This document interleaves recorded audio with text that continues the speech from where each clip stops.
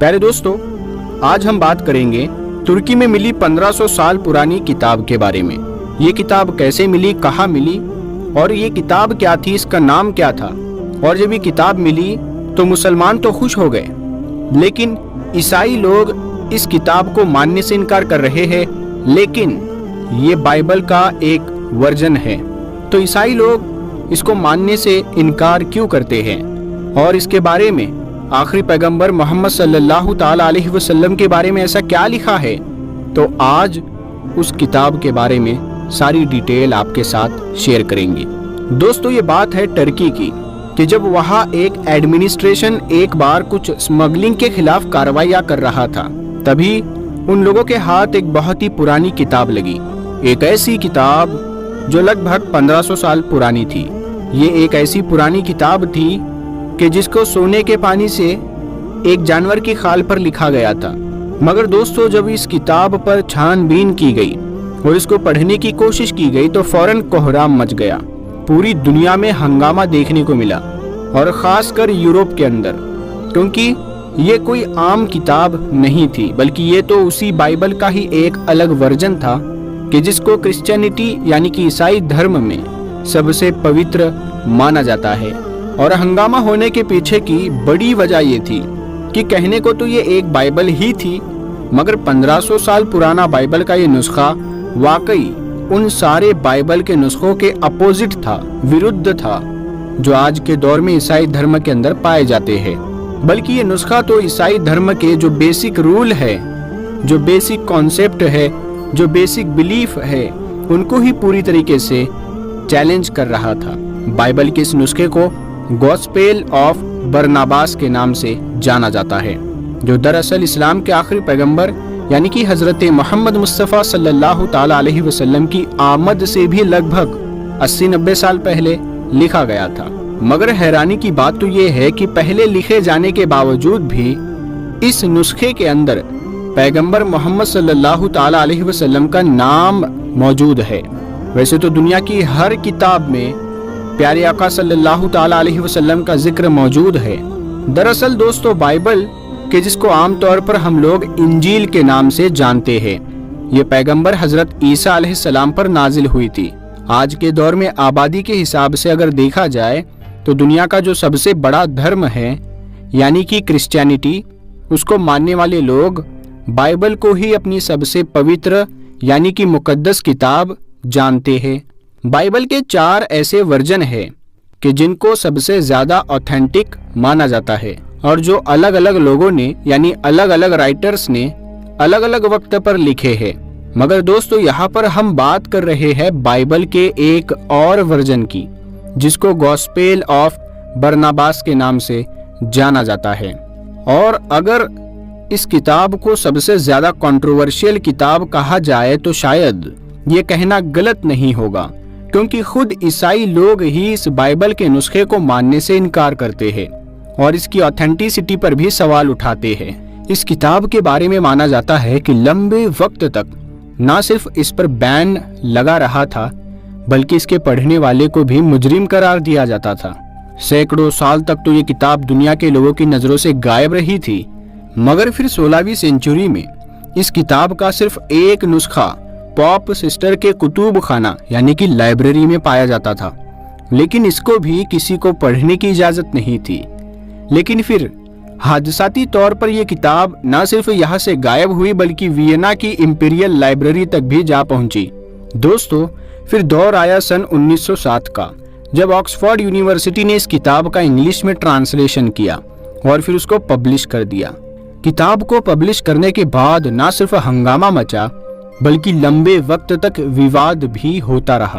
फिर धीरे धीरे इस किताब के इंग्लिश, इटालियन और स्पेनिश वर्जन न जाने कहाँ गायब हो गए। मगर दोस्तों, अब सवाल यही है कि आखिर इस किताब में ऐसा भी क्या है कि जिसकी वजह से न सिर्फ इतिहास में हमेशा से इस किताब को लेकर इतना ज्यादा बवाल हुआ है, बल्कि आज भी हम देखते हैं कि ऑनलाइन न सिर्फ बहुत सारे इस किताब पर डिबेट करते रहते हैं, बल्कि ज्यादातर इलाकों में तो आप लोग अगर खरीदना चाहेंगे तो आपको ये किताब मिल भी ना सकेगी। दरअसल दोस्तों, सबसे पहले तो आप लोग ये जान लीजिए कि इस किताब को गॉस्पेल ऑफ बरनाबास के नाम से क्यों जाना जाता है? वो दरअसल इसके राइटर की वजह से ऐसा इसका नाम पड़ा हुआ है। इसके जो राइटर थे बरनाबास, वो दरअसल हजरत ईसा अलैहिस्सलाम के उन 12 हवारियों में से एक थे जो उनके ऊपर सबसे पहले ईमान लेकर आए थे। यही वजह है कि इस किताब में हजरत ईसा अलैहिस्सलाम की जिंदगी को काफी गहराई से और काफी डिटेल से डिस्कस किया गया है। मानो ऐसा महसूस होता है कि कोई इंसान अपना बिल्कुल आंखों देखा हाल ही बयान कर रहा है। लेकिन जैसा कि हमने आपको पहले ही बताया कि बाइबल का ये नुस्खा उन सारे नुस्खों से बिल्कुल अपोजिट है कि जो आज के दौर में ईसाई धर्म में काफी पॉपुलर है। यही वजह है कि ईसाई लोग इस किताब को जाली यानी कि नकली बताते हैं। इस किताब का राइटर अपनी किताब के बिल्कुल शुरू में ही लिखता है कि उन लोगों के ख्यालात की इस्लाह की जाए जो लोग शैतान के धोखे में आकर यीशु को इब्नुल्लाह कहते हैं। यह यीशु से मुराद हजरत ईसा अलैहिस्सलाम से है। यानी आसान भाषा में कहे तो ईसा अलैहिस्सलाम को खुदा का बेटा कहते हैं। राइटर आगे लिखते हैं कि खतना को गैर जरूरी समझते हैं और हराम खानों को हलाल कर देते हैं। किताब में आगे ये भी बताया गया है कि हजरत ईसा अलैहिस्सलाम जब दुनिया में आए और उन्होंने अपने कुछ मोजज़े वगैरह दिखाए तो सबसे पहले रोमन सल्तनत के जो सिपाही थे उन्होंने ही इनको खुदा या फिर खुदा का बेटा कहना शुरू कर दिया था। बाद में इसी चीज को बनी इसराइल के आम लोगों ने भी अपना लिया और उनमें भी ये बात मशहूर होती चली गई। वक्त की बात तो ये है कि इस किताब में पैगंबर हजरत मोहम्मद सल्लल्लाहु ताला अलैहि वसल्लम का नाम भी मौजूद है और भविष्य में उनके आने की पेशन गोई यानी कि भविष्यवाणी भी की गई है। साथ ही साथ ईसाई धर्म के अंदर जो हजरत ईसा अलैहिस्सलाम को सूली पर चढ़ाए जाने को लेकर ये विश्वास, ये बिलीफ पाया जाता था, यानी एक पूरी स्टोरी पाई जाती है, तो ये किताब इस पूरी स्टोरी को भी रिजेक्ट करती है और इस्लाम भी इसको रिजेक्ट करता है। इस्लाम भी नहीं मानता कि हजरत ईसा अलैहिस्सलाम को सूली पर चढ़ाया गया था, बल्कि इस्लाम तो ये मानता है कि हजरत ईसा अलैहिस्सलाम को अल्लाह ताला ने आसमानों पर उठा लिया था और कयामत के करीब करीब वो इस दुनिया में वापस जाहिर होंगे यानी आ जाएंगे। यानी कि इस किताब के मुताबिक हजरत ईसा अलैहिस्सलाम को सूली पर नहीं चढ़ाया गया था।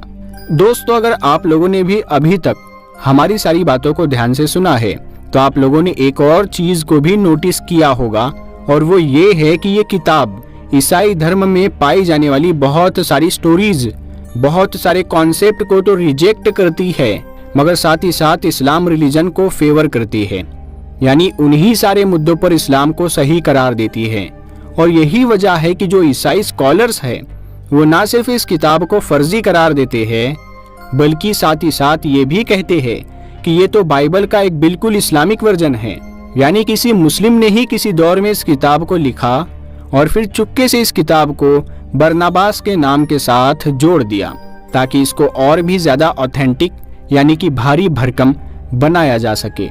पिछले सैकड़ों सालों से इस किताब को लेकर दुनिया भर में जो कुछ होता आया है वो तो हमने आपको बताया ही, मगर इस कहानी में अचानक से एक बड़ा मोड़ उस वक्त आया कि जब सन 2000 में टर्की के अंदर इसी किताब का लगभग 1500 साल पुराना एक ऐसा नुस्खा मिला, एक ऐसी कॉपी मिली कि जो दरअसल गोल्डन वाटर से एक जानवर की खाल पर लिखी गई थी। तुर्की में मिले इस नुस्खे के अंदर भी वही सारी चीजें लिखी हुई है जो गॉस्पेल ऑफ बरनाबास के बारे में बताई जाती है। बाकी ये नुस्खा कैसे मिला था ये हमने आपको शुरू में ही बता दिया है। ऐतिहासिक तौर पर देखें तो तुर्की में मिलने वाली ये किताब पैगंबर हजरत मोहम्मद सल्लल्लाहु ताला अलैहि वसल्लम के ज़ाहिरी तौर पर इस दुनिया में आने से पहले ही लिखी गई थी। आज के दौर में ये टर्की के म्यूजियम में मौजूद है। बाकी एक बार ईसाइयों के पोप बेनेडिक्ट की रिक्वेस्ट पर उनको ये इस किताब को दिखाया भी जा चुका है। टर्की में मिलने वाले इस नुस्खे को लेकर भी जाहिर है विवाद जारी है, क्योंकि बहुत सारे ईसाई स्कॉलर्स का तो ये मानना है बल्कि ये तो 1500 में लिखा ही नहीं गया है और इसका सीधा सा मतलब है कि इसकी सिर्फ 400 या 450 साल की ये किताब है। फिलहाल दोस्तों, आप लोग इस वीडियो से पहले इस किताब के बारे में कुछ जानते थे या नहीं, हमें कमेंट बॉक्स में जरूर बताइएगा। बाकी अगर आप जानते थे तो आप اس کتاب کے بارے میں کیا جانتے ہیں، یہ بھی ہمیں آپ بتا سکتے ہیں۔ اور دوستو، ایسی ہی انٹرسٹنگ ویڈیوز دیکھنے کے لیے آپ ہمارے چینل نور حدیث کو ضرور سبسکرائب کریں اور ساتھ میں لگے بیل آئیکن کو دبانا نہ بھولیں۔ ویڈیو کو لائک کیا کریں کیونکہ لائک کرنے سے ہمارے کو بہت زیادہ موٹیویشن ملتا ہے۔ تو ہم ملتے ہیں آپ کو اگلی ویڈیو میں، تب تک کے لیے السلام علیکم، اللہ حافظ۔